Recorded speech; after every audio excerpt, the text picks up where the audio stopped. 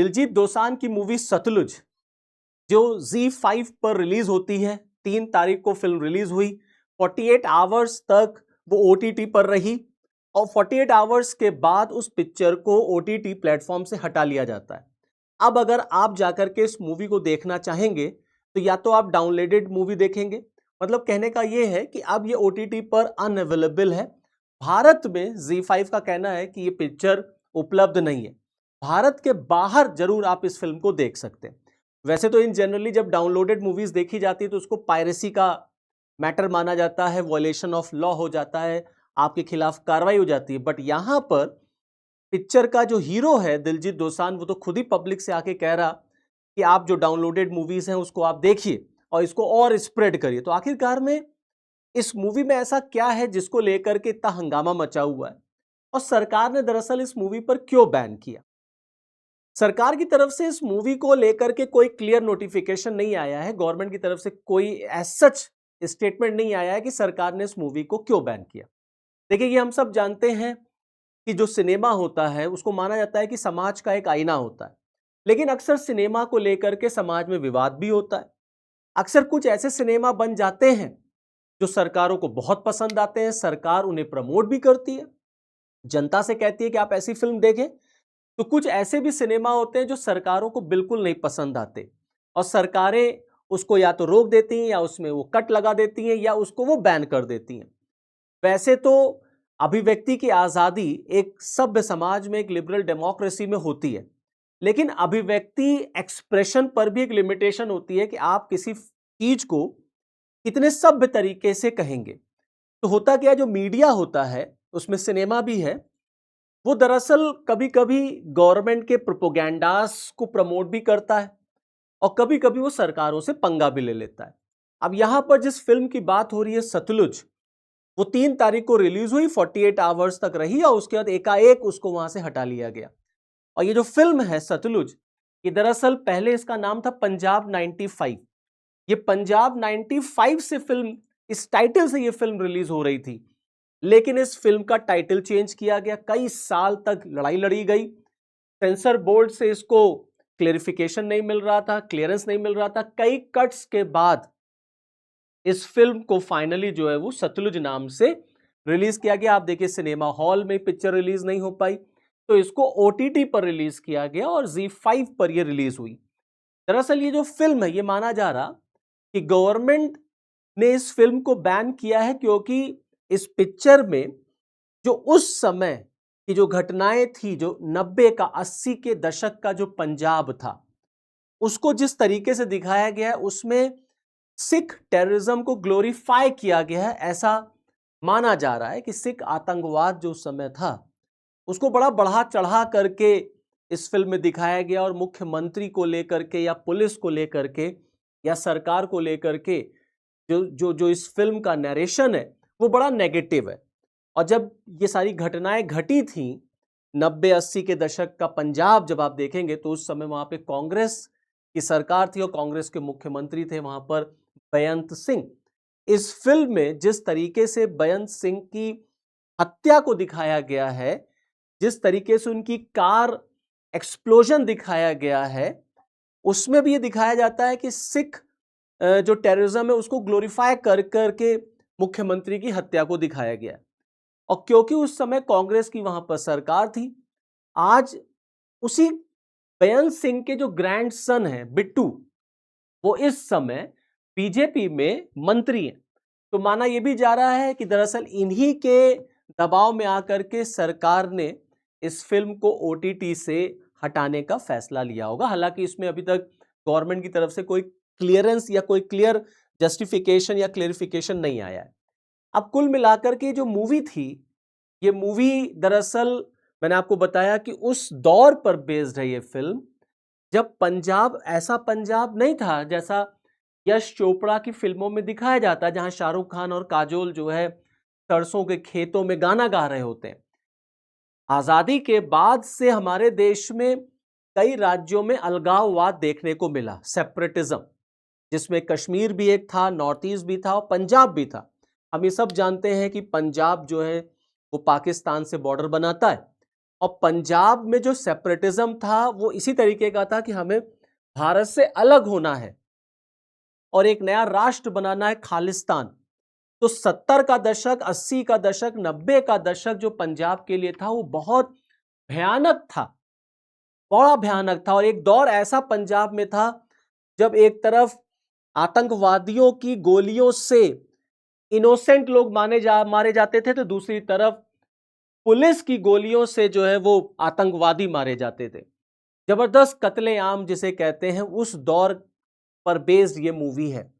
उसी दौर में जब ये सिख टेररिज्म पंजाब में अपने पीक पर था, अलगाववाद अपने पीक पे था, खालिस्तान की डिमांड अपने पीक पर थी, और आज भी आप देखेंगे पाकिस्तान जो है वो पूरी तरीके से इस खालिस्तानी मूवमेंट को पंजाब में फिर से रिटर्न कराने की पूरी कोशिश करता है।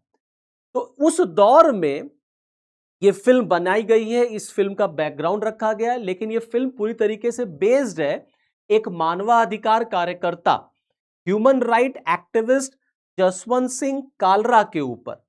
जसवंत सिंह कालरा एक ह्यूमन राइट एक्टिविस्ट थे और इन्होंने काम करना शुरू किया जब ये पूरा दौर चल रहा था पंजाब में। तो देखिए, ऐसा तो बिल्कुल भी नहीं होगा कि जब इस तरीके से किसी राज्य में अलगाववाद होगा और पुलिस कार्रवाई करेगी तो उसमें पुलिस से कोई गलतियां नहीं होंगी, ये तो हो ही नहीं सकता।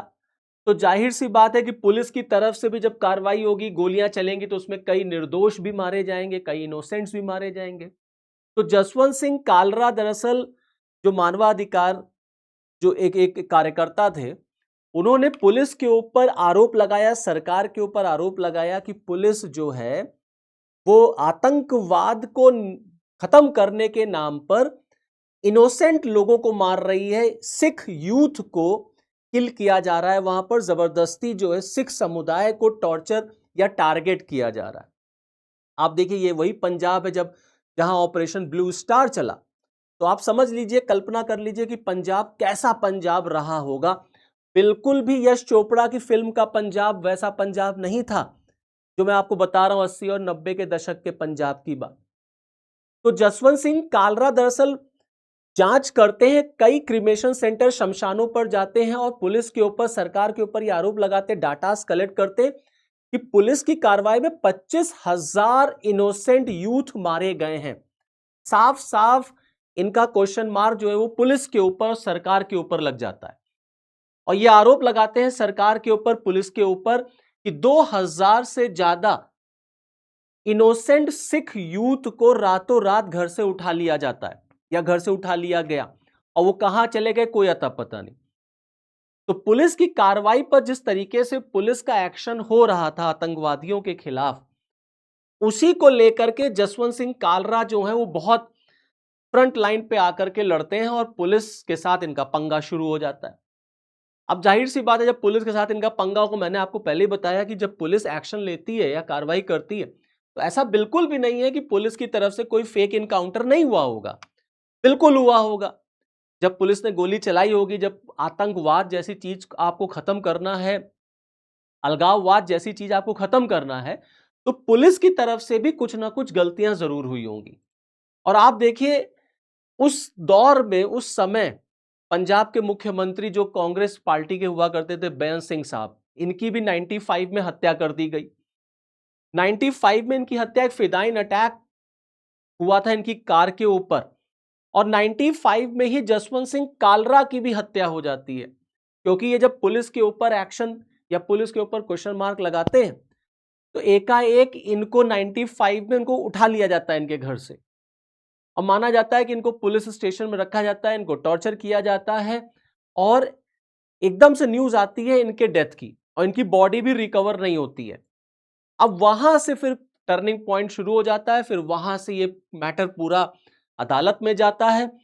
अदालत की तरफ से पुलिस के ऊपर एक्शन लिया जाता है, पुलिस के ऊपर कार्रवाई होती है, कई पुलिस ऑफिसर्स जो होते हैं वो जेल में जाते हैं। तो ये पूरा इस फिल्म में इसी सब चीजों को दिखाया गया है। हाँ, फिल्म में प्रेजेंटेशन की जो बात है, तो जो सामने से जो मीडिया से निकल के बातें आ रही हैं वो यही है कि प्रेजेंटेशन में इसमें जो आतंकवाद था पंजाब में उस दौर में, उसको ग्लोरीफाई किया गया है और जो पुलिस प्रशासन था, जो सरकार थी, उसको कहीं ना कहीं एक एक एक विलेन के रूप में दिखाया गया। आप देखिए जब बेअंत सिंह को मारा गया था, जब पंजाब के वो मुख्यमंत्री हुआ करते, तो देखिए बेअंत सिंह के ऊपर क्लियर कट आतंकवादियों ने आरोप लगाया था कि Beant Singh was responsible for killing large number of Punjabi youth and that's why Beant Singh की हत्या की गई। और ये स्टेटमेंट जारी किया था रजौना ने, बलवंत सिंह रजौना ने, जो कल्प्रिट था, जो एक्यूज था, बाद में इसको सजा भी होती है। He was responsible in assassination of Beant Singh. तो कुल मिला के आप समझ लीजिए कि पंजाब का क्या हाल था 80 और 90 के दशक में। फिर फाइनली इसी पूरे दौर में केपीएस गिल साहब की पोस्टिंग होती है। आई एम श्योर कि आप लोगों ने केपीएस गिल साहब का नाम सुना होगा। इनको सुपर कॉप कहा जाता था। केपीएस गिल साहब पंजाब पहुंचते हैं, पंजाब में इनको पोस्ट किया जाता है और केपीएस गिल साहब ने एक रिमार्केबल काम किया पंजाब से आतंकवाद को मिटाने में। पंजाब से आतंकवाद को खत्म करने में केपीएस गिल साहब का बहुत बड़ा कंट्रीब्यूशन है। इनको सुपर कॉप कहा जाता था। अब जाहिर सी बात है, जब इनकी पुलिस के ऊपर क्वेश्चन मार्क लगेगा तो इनको भी सामने आना पड़ेगा, इनको भी डिफेंड करना पड़ेगा। तो इन्होंने भी अपने एक लेटर लिखा प्रधानमंत्री को, उस समय के प्राइम मिनिस्टर को, और उसमें इन्होंने कहा कि जिस तरीके से पुलिस के ऊपर क्वेश्चन मार्क लग रहा है, मैं उसको लेकर के शांत नहीं रह सकता। क्योंकि पुलिस के ऊपर जिस तरीके से प्रेशर लग रहा है, मतलब कहने का यह है कि पुलिस के एक्शन को ही लोगों ने कटघरे में खड़ा कर दिया और पुलिस को ही एक तरीके से जो है विलेन बना दिया गया। तो अपने एक लेटर में इन्होंने उस बात का जिक्र भी किया। और जहां तक रही बात पिक्चर की, सतलुज मूवी की, तो सतलुज मूवी तो इस समय टोटली पूरी तरीके से सोशल मीडिया पर ऑलरेडी प्रेजेंट है। आज के दौर में आप उसको बैन करके भी एक तरीके से बैन नहीं कर सकते, क्योंकि फिल्म जब एक बार आ जाती है ओटीटी पर तो नंबर ऑफ डाउनलोड्स हो जाते हैं। अब जाहिर सी बात है, जब फिल्म बैन की गई है तो फिल्म के जो हीरो हैं उनकी तरफ से भी रिएक्शन आएगा ही आएगा। तो उनकी तरफ से रिएक्शन आया, अमेरिका से उन्होंने लाइव एक पोस्ट शेयर किया जिसमें उन्होंने कहा कि गवर्नमेंट चाह करके भी मूवी को रोक नहीं सकती, उन्हीं रोकनी फिल्म। खालरा साहब दी आवाज नू कोई नहीं दबा सकता। तो फिल्म में जो जसवंत सिंह कालरा की आवाज है उसको कोई दबा नहीं सकता, ऐसे ही फिल्म रोकी नहीं जा सकती। और इन्होंने, मतलब हीरो खुद जो है पब्लिक से कह रहा है कि आप फिल्म को देखिए, सोशल मीडिया पर उसको प्रमोट करिए, क्योंकि ऑलरेडी फिल्म देखिए देखी जा रही है।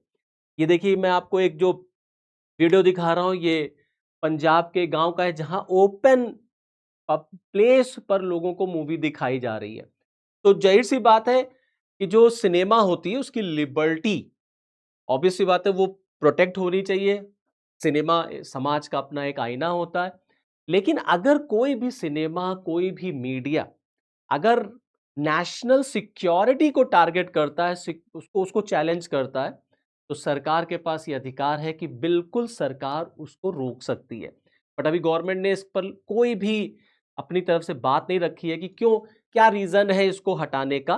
मोटे मोटे तौर पर आप समझ सकते हैं इसी वजह से फिल्म को जो है वो ओटीटी से हटाया गया होगा। अब विपक्ष ये पूछ रहा है सरकार से कि जब कश्मीर फाइल रिलीज हो सकती है, जब केरल स्टोरी रिलीज हो सकती है, तमाम ऐसी फिल्में रिलीज हो सकती हैं, तो सतलुज मूवी क्यों नहीं रिलीज हो सकती। तो अब देखते हैं गवर्नमेंट की तरफ से अगर कोई स्टेटमेंट आता है तो मैं बिल्कुल आपको बताऊंगा। तो this is all from this video. Next video में आपके साथ फिर मिलूंगा, तब तक के लिए जय हिंद।